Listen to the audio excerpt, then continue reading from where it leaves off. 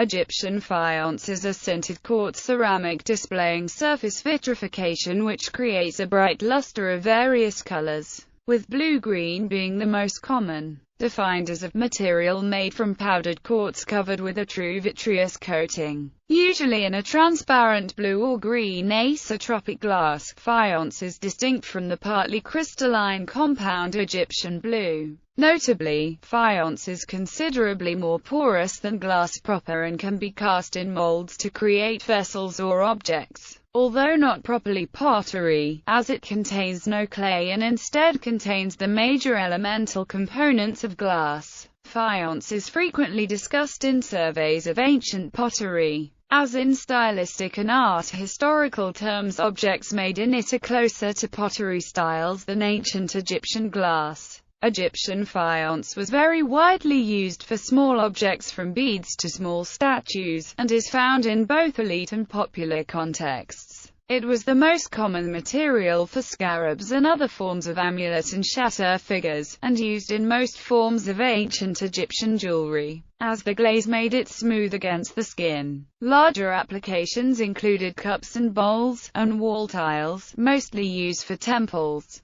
The well-known blue figures of a hippopotamus, placed in the tombs of officials, can be up to 20 centimeters long, approaching the maximum practical size for faience. Though the Victoria and Albert Museum in London has a 215.9-centimetre faience scepter from Egypt dated 1427 to 1400 BC. Scope of the term: it is called Egyptian faience to distinguish it from faience, the tin-glazed pottery associated with Faenza in northern Italy. Egyptian faience was both exported widely in the ancient world and made locally in many places, and is found in Mesopotamia, around the Mediterranean and in northern Europe as far away as Scotland. The term is sometimes used for the material wherever it was made, and modern scientific analyses are often the only way of deciding this for simple objects such as the very common beads.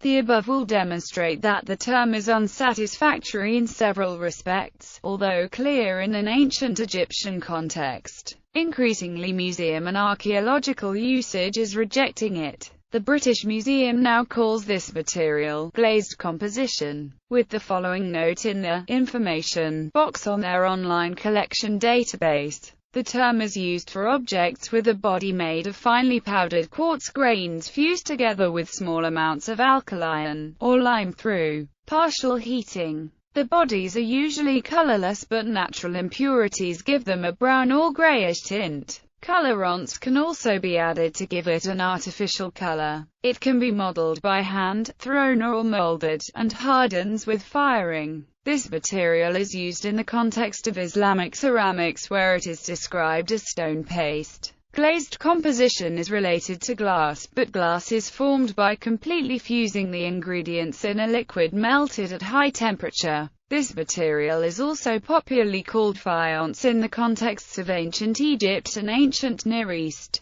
However, this is a misnomer, as these objects have no relationship to the glazed pottery vessels made in Faenza, from which the faience term derives. Other authors use the terms sintered quartz, glazed frit, composition, Egyptian blue, paste, or even porcelain, although the last two terms are very inappropriate as they also describe imitation gems and a type of ceramic. Frit is technically a flux. Introduction. From the inception of faience in the archaeological record of ancient Egypt, the elected colors of the glazes varied within an array of blue-green hues. Glazed in these colors, faience was perceived as substitute for blue-green materials such as turquoise, found in the Sinai Peninsula, and lapis lazuli, from Afghanistan. According to the archaeologist David Frederick Rose, the quest to imitate precious stones explains why most all early glasses are opaque and brilliantly colored, and that the deepest blue color, imitating lapis lazuli, was likely the most sought after. As early as the pre-dynastic graves at Naqada, Badar, El Amra, Matmar, Harageh, Avadiyed and El Gurtsa, glazed steatite and faience beads are found associated with these semi-precious stones. The association of faience with turquoise and lapis lazuli becomes even more conspicuous in Quenu's funerary papyrus, giving his title as the director of overseer of faience making, using the word which strictly means lapis lazuli, which by the New Kingdom had also come to refer to the substitute faience. The symbolism embedded in blue glazing could recall both the Nile, the waters of heaven, and the home of the gods, whereas green could possibly evoke images of regeneration, rebirth and vegetation. Relationship with Egyptian copper industry. The discovery of faience glazing has tentatively been associated with the copper industry. Bronze scale and corrosion products of leaded copper objects are found in the manufacture of faience pigments. However, although the likelihood of glazed quartz pebbles developing accidentally in traces in copper smelting furnaces from the copper and wood ash is high, the regions in which these processes originate do not coincide. Relationship with Egyptian glass industry. Although it appears no glass was intentionally produced in Egypt prior to the 18th dynasty, it is likely that faience, frit and glass were all made in close proximity or in the same workshop complex, seeing as developments in one industry are reflected in others. Such close relationship is reflected in the prominent similarity of the formulations of faience glaze and contemporary glass compositions.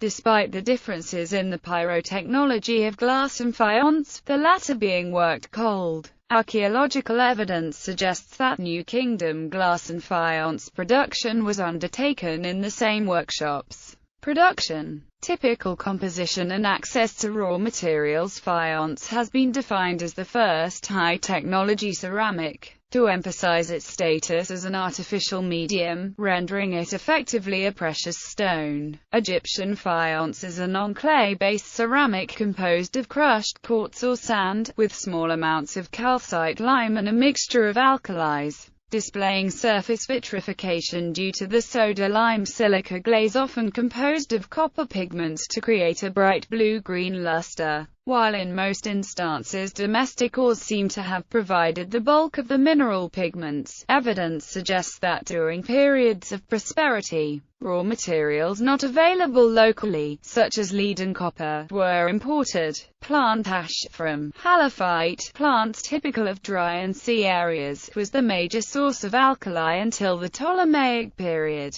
when natron-based alkalis almost completely replaced the previous source. Although the chemical composition of faience materials varies over time and according to the status of the workshop, also as a cause of change of accessibility of raw materials, the material constitution of the glaze is at all times consistent with the generally accepted version of faience glazing. Faience working technology. Typical faience mixture is thixotropic, that is thick at first and then soft and flowing as it begins to be formed. This property, together with the angularity of silica particles, accounts for the gritty slumps formed when the material is wetted, rendering faience a difficult material to hold a shape. If pressed too vigorously, this material will resist flow until it yields and cracks, due to its limited plastic deformation and low yield strength. Body binding technology. A number of possible binding agents, amongst Arabic gum, clay, lime, egg white and resin, have been suggested to help in the binding process. Although traces of clay have been found in most pharaonic faience, reconstruction experiments showed that clay, organic gums or lime, while successfully improving the wet working performance, failed to improve the fired strength of the faience, or proved the gum was too sticky for the removal of objects from their molds.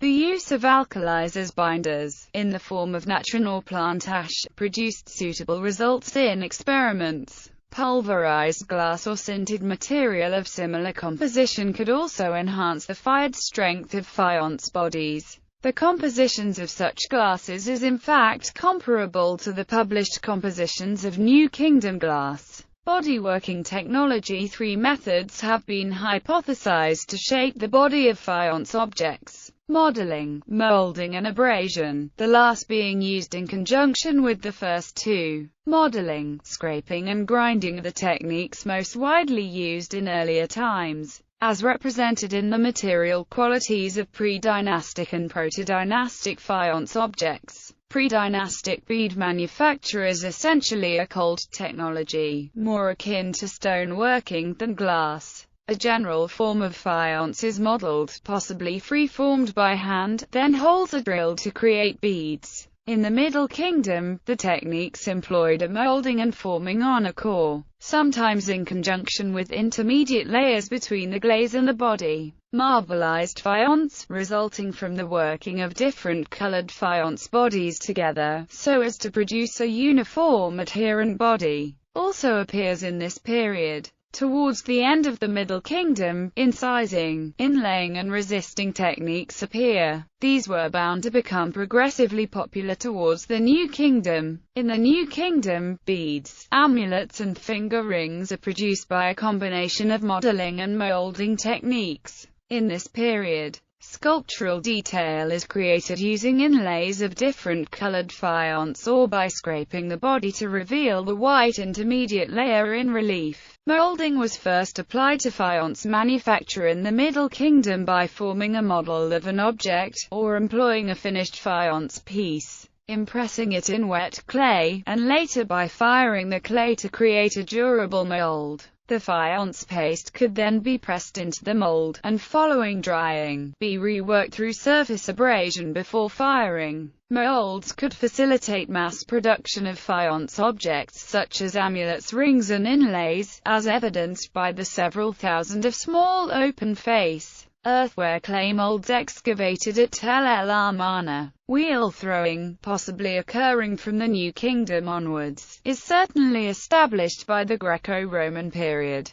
when large amounts of clay seem to have been added to the faience body. Because of the limited plasticity of faience, rendering throwing extremely difficult, a progressive increase of clay in the faience bodies culminating in the quartz, clay and glass frit bodies of Islamic times, is observed in the archaeological record. Ptolemaic and Roman faience tends to be typologically and technologically distinct from the earlier material. It is characterized by the widespread use of molding and high relief on vessels. A very unusual and finely made group of figures of deities and falcons in the Metropolitan Museum of Art in New York, apparently representing hieroglyphs that are elements from a royal inscription, perhaps from a wooden shrine, is decorated in a form of champlever. Depressions in the faience body were filled with colored vitreous pastes, and refired, followed by polishing. Glazing technology. The technology of glazing a siliceous body with a soda-lime silica glaze employs various methods discovered over time, namely application, efflorescence and cementation glazing. Application glazing in the application method, formerly assumed to be the only one used for faience glazing. Silica, lime and alkalis are ground in the raw state to a small particle size, thus mixed in water to form a slurry which is then applied to the quartz core.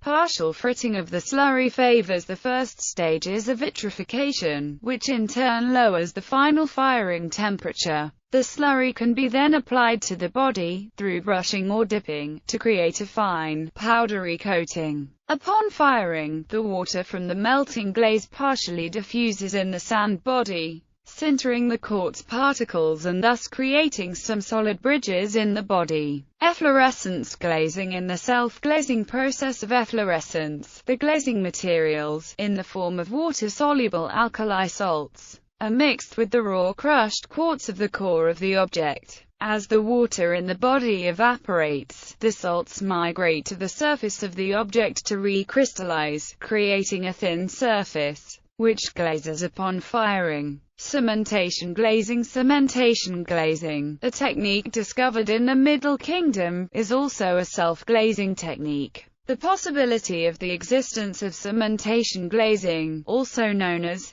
technique, followed the observation of this method in use at the village of in Iran in the 1960s. In this method, the artifact, while buried in a glazing powder with a high flux content, is heated inside a vessel, causing the fusion of the object with the cement. During firing, the flux migrates to the quartz and precipitates as glass. Alternative techniques. A vapor glaze reaction similar to salt glazing, as an alternative glazing process, has been suggested. In this process, the vaporization or dissociation of salts leads to vapor transport through the enveloping powder to the quartz body where a glaze is formed. Recognition of glazing techniques. Although glaze compositions vary regionally and chronologically, depending on the formation of the body and the glazing process employed, objects produced with different glazing techniques do not exhibit immediate diagnostic chemical variations in their compositions.